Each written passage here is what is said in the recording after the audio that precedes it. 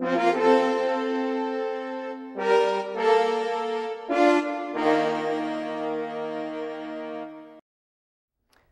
Blagojevich takes the stand, and state workers wonder about their pensions. We'll talk about it next on Capitol View.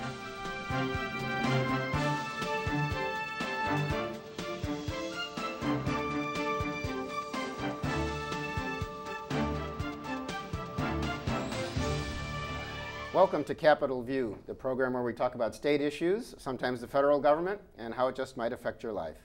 I'm Bernie Schoenburg from the State Journal-Register. Lucky to have in the studio today a couple of knowledgeable experts with a few gray hairs to show. Kevin McDermott is here, still looking young, despite his years of experience at the Statehouse, where he is bureau chief for the St. Louis Post-Dispatch. Kevin, welcome back. Thanks, Bernie. Mike Lawrence, with a resume the size of my left arm, but commentator, longtime journalist, also retired as the director of the Paul Simon Public Policy Institute at SIU. Mike, welcome back. Thank you. Good to be here. Rod Blagojevich takes the stand. You know, some people think we've heard Rod Blagojevich speak enough, but he was in trial a year ago and did not get on the stand, was convicted on one count, and a jury could not decide on more than 20 other counts. This year, as he has actually promised last year that he would definitely take the stand, and we now know as he started to testify, a lot of it was about his history and how he grew up and his insecurities and his, troubles getting through college and law school, and yet, moving up the ranks. And is he helping himself, or do we know yet? Well, I think he's taking a real risk. There was a reason his attorneys did not have him testify in the first trial, because he's wide open to having what he says on the witness stand compared to what he said on those tapes that the government has, and whatever he told FBI agents during his interview, what he has said publicly in other venues. At this point, early on in the trial, as we tape this, he is in control. His own attorney is asking the questions, and he's giving the answers. But the prosecutors will have a chance to grill him, and I think that will be a very, very tough part of this trial for the government. Yeah, I mean, it makes you wonder what the reasoning was. I mean, defense attorneys in cases like this frequently will avoid having their clients on the stand for that very reason. You don't know what's going to happen once he's up there and the other side gets to question him, particularly when you're talking about someone with like Blagojevich, who can't resist the personal stories laced with historic figures, and I mean, you know how he is. Yes. What did he say already?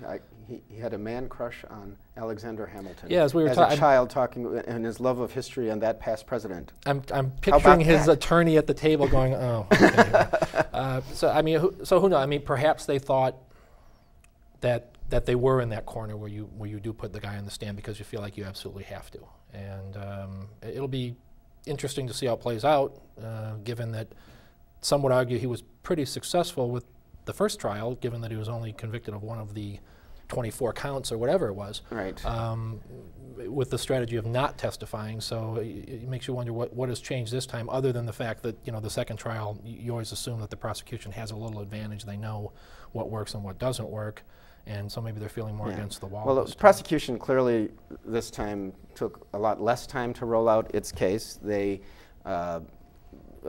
partly because of change in federal Supreme Court law and decisions, they pared down some of the charges against Blagojevich, and it seems that they presented the case in a more direct and crisp fashion this time than they did a year ago. That's important. In understandable fashion. The first trial, I covered part of it, and some of it was just incomprehensible, the way that they were laying it out. It was, I can imagine that may have had something to do with why the jury couldn't reach a conclusion. Yeah, and it seemed very, very complicated. Now, one other thing they have done differently this time is they brought in the new mayor of Chicago, who was then chief of staff to President Obama, Rahm Emanuel. He was only on the stand, by the accounts I read, 3 minutes, and basically said, no, I didn't know that there was a quid pro quo being asked for any particular person being named to a position. But then I guess the prosecution hadn't even said that Rahm Emanuel was supposed to know. It was people around him or what Rod was scheming.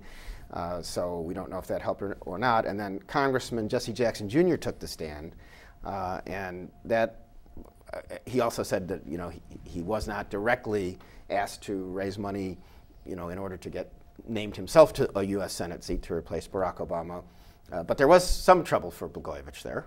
Well, yes, the congressman was allowed to relate that Blagojevich had indicated that he should have contributed the $25,000 that Blagojevich wanted him to contribute to his campaign fund if he wanted his wife to get a job. Yeah, Sandy Jackson, the congressman's wife, who's actually an alderman in Chicago these days.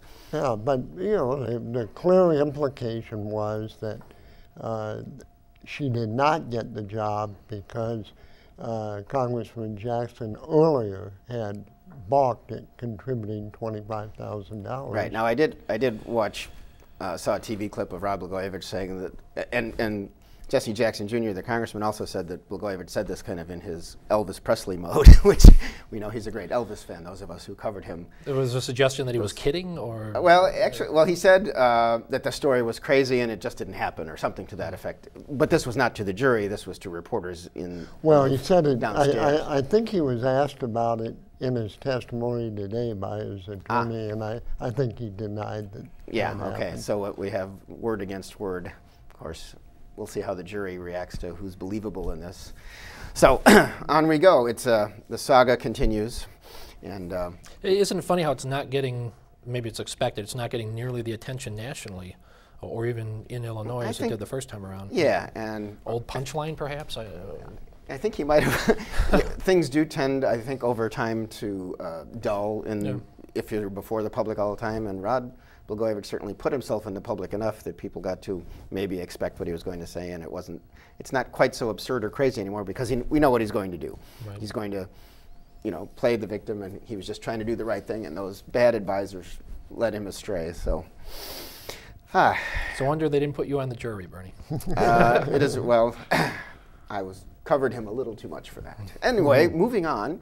A lot of people in Springfield and Central Illinois may be quite interested in talk at the Statehouse of as the legislature gets near the end of its session, on the pension system, and particularly a proposal pushed by Tom Cross, the Republican leader of the House, but also co-sponsored by Mike Madigan, the Speaker of the House, to have current state employees have a choice, not just to keep the benefits they've got and have the state pay its part, which it always or often has not done fully, but if you want those same benefits, you might have to pay double what you're paying now out of your paycheck, or you can take a 401k type plan, or you can take reduced retirement benefits and have the state continue current contribution. The constitutional question exists as to if that can be done at all. Many unions are very opposed to this. Any idea where it's going or what it means to the state? Well, I think there's a lot of pressure on the legislature to do something because of the sorry state of the state pension funds. And actually, there are municipal retirement funds in trouble too. Whether a piece of legislation can be approved in the closing days of this session remains to be seen. There's a lot of opposition at this point to the legislation from the public employee unions. But as I say, there's some pretty strong motivation for the legislature to do something meaningful. I do think the fact that there are options in the proposal that has been put forward strengthens the chances that whatever is approved will be held to be constitutional. But it's anybody's guess, A, whether anything's going to be approved this session, and B, if something is approved, how the courts will rule on it. And I guess one question is if judges are included or not in the changes to the pension system. And last I heard, they were out again, but I'm not sure because the varying proposals were going back and forth because, of course, it's judges that will have to rule on the constitutionality of the whole change. They've been in and out, but I think there are members, particularly in the House Republican caucus, that feel strongly that the judges should be in. And whether they can get enough votes to pass the legislation in the House without the judges in the package is up in the air as we speak. Yeah, and it is funny that this has all come to this because I guess until Speaker Madigan said at the beginning of the year, you know, maybe we need to do something, there was no, it just didn't seem an option at all. It's been that way for years. I mean, yeah. pensions, to cut back on pensions for current well, employees. and it's strange because it really has always been a huge, or not always, but for years has been a huge part of our fiscal problems in this state, but it's been a part that wasn't immediately in their face. It's always a down the road part. The most horrible numbers that you hear about the pension are numbers that are, you know, years out. Actuarial projections. Right, but they're still scary numbers. I mean, I think if there's one thing that all parties seem to agree on is that they really do have to do something, and you're right, you know, Madigan coming to the table on that was probably pretty major. I agree with Mike. I have no idea if they can do this in the time that's left. I'd be a little surprised. Okay, well, another thing that affects perhaps a side issue to the state budget, which would be the fiscal health of Illinois or for its companies, is workers' compensation, where, I don't know, in the 30-some years I've been watching this, it's always been, you know, business says our costs are too high in Illinois. Actually, because Dan Walker and a Democratic legislature back in the 70s passed some very liberal reforms, so businesses pay more and workers get more benefits in Illinois than in many other states. And it looks like, you know, there's been a lot of reforms in the works this year for workers' compensation, but then whenever that goes off the rails, John Bradley from down in Southern Illinois, a state representative, you know, talks about his bill, which is, well, because he's been negotiating, if we can't reform the workers' compensation system, we'll just end it and send all these 50,000 cases to courts. Yeah, and that's what scares the business. So, I mean, so where is this? Where are we on this as we approach the end of the session? Well, and the way you laid it out is correct. I mean, the businesses always are complaining about the workers' comp system, but they don't want it in court any more than anyone else does, and that's what would happen. Instead of having this no-fault system where you have a state-run organization that handles questions of workers' injuries, they would basically just get sued every time a worker gets hurt, and that, I think everybody agrees that that's bad for everyone. That's why Bradley's bill is considered kind of this doomsday device. I'm not sure he's serious. We were discussing before the show whether it was a bluff. Yeah, I actually asked him once, you know, is it a joke or a threat? And he said, no, it's, you know, it's there.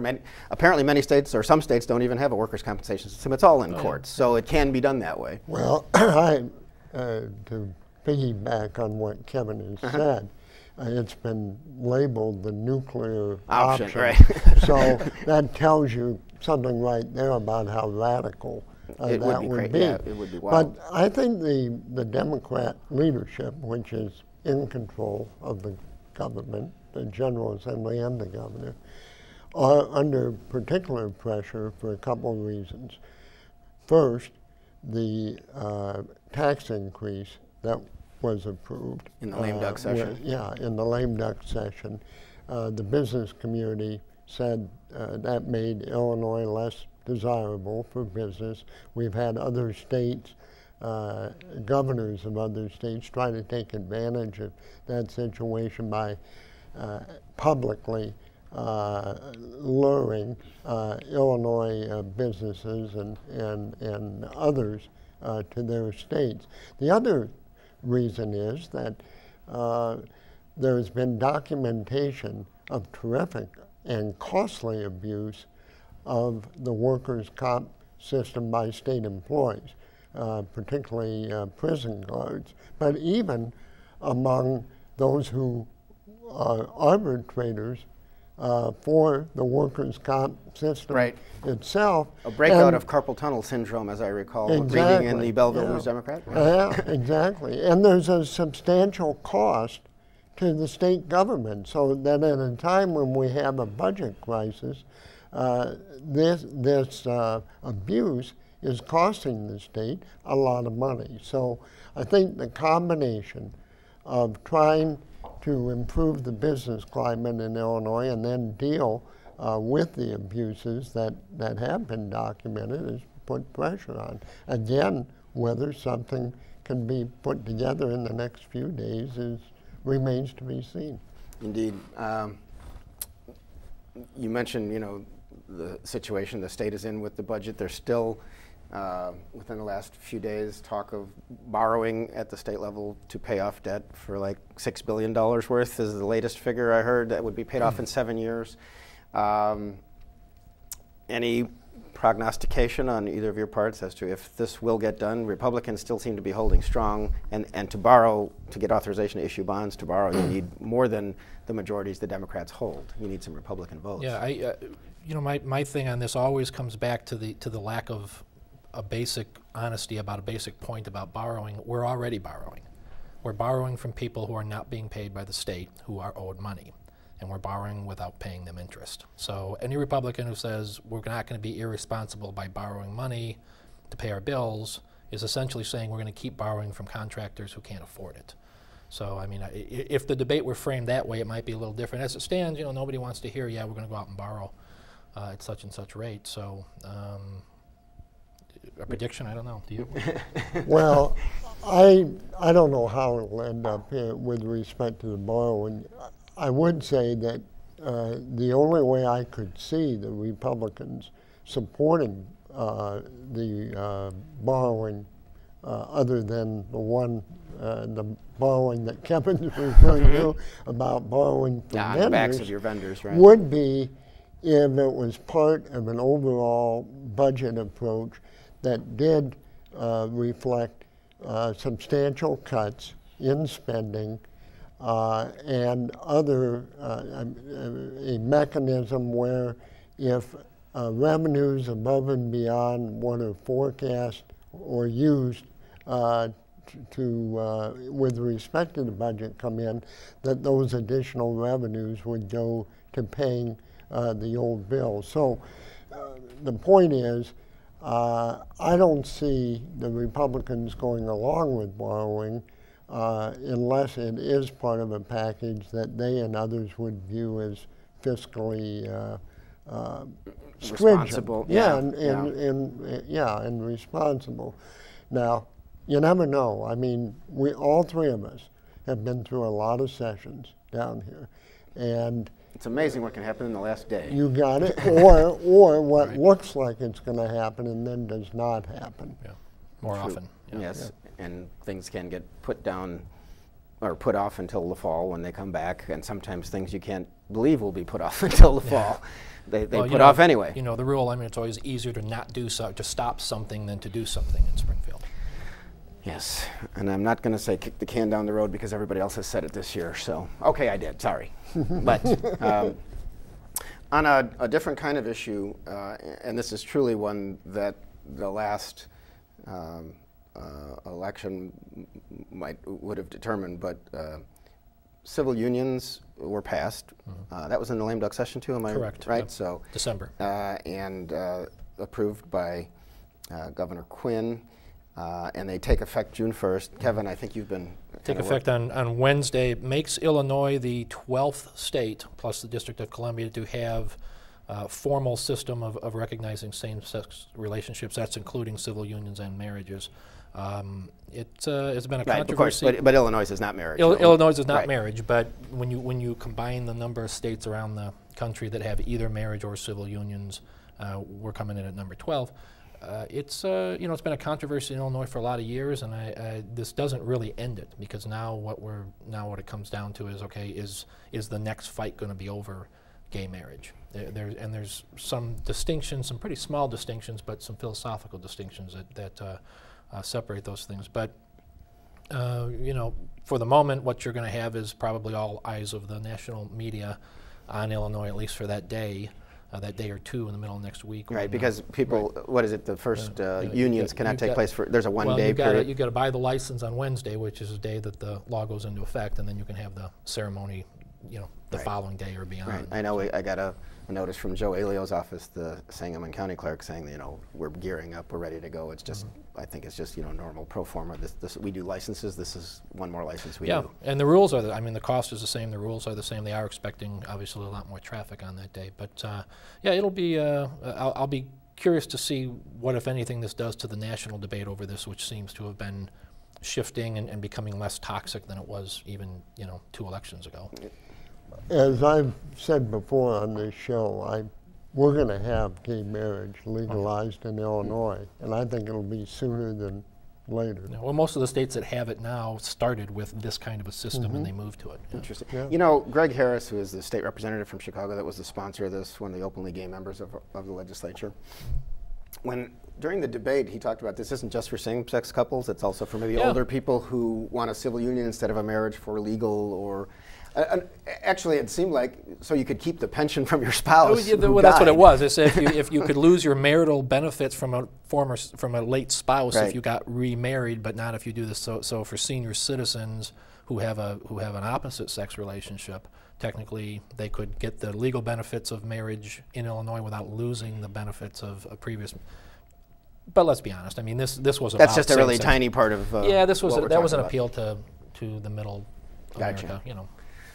I think if you look at the national polls, they show movement, pretty significant movement on this among the American people, and it's kind of a youth thing versus, I mean, younger folks people, don't see differences. Yeah, they don't see this as an issue at all. But I believe it was the Gallup poll just within the last week or so, for the first time, showed a majority of Americans in favor of gay marriage.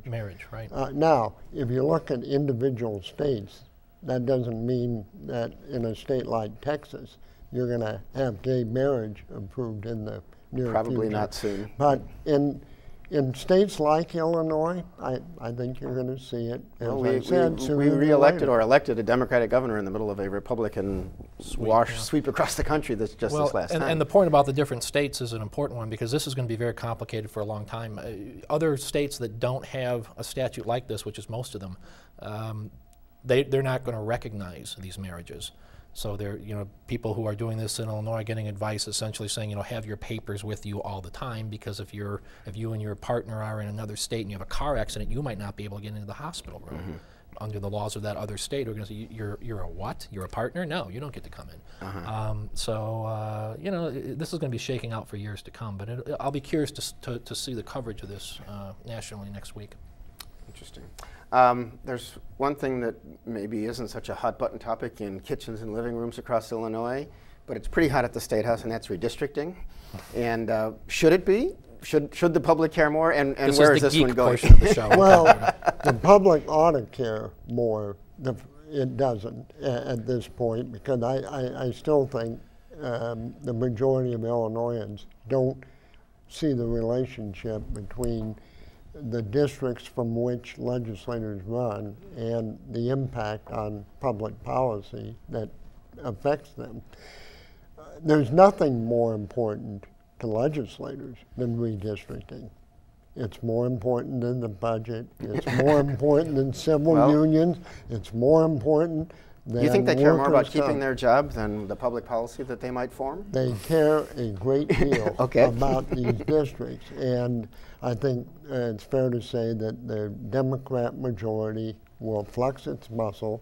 They now have a Democrat governor, so you have both houses of the legislature and the governorship controlled by the same party. That has not happened before when you had a redistricting year.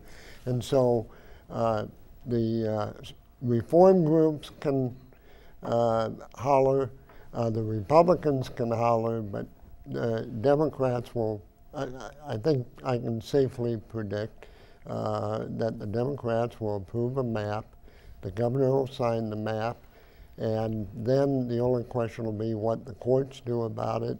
And even there, you have a Democrat Supreme Court in Illinois by one vote.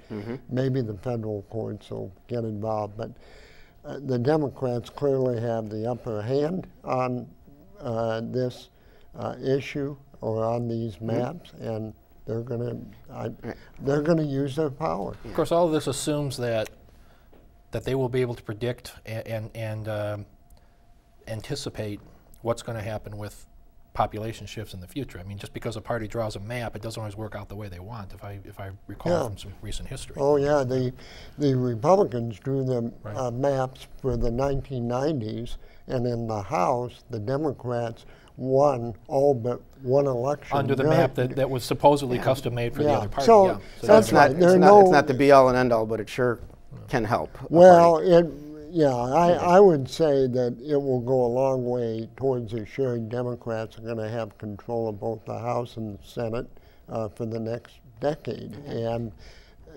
because there will be less competition because of the way those maps are drawn. Okay. I'll just note at the end here, as we look at it, slot machines and more horse racing at the state fair, looks like it's not moving forward, but it was proposed, and Raymond Poe, the state representative, every time we're short on money, somebody proposes that or something like that. And Kevin, I'll note that you did an interesting story that I've heard about and I need to read on boards and commissions and how various legislators or ex-legislators are ending up in some highly paid jobs. And the major point in this atmosphere is some people are doing a lot better than you are.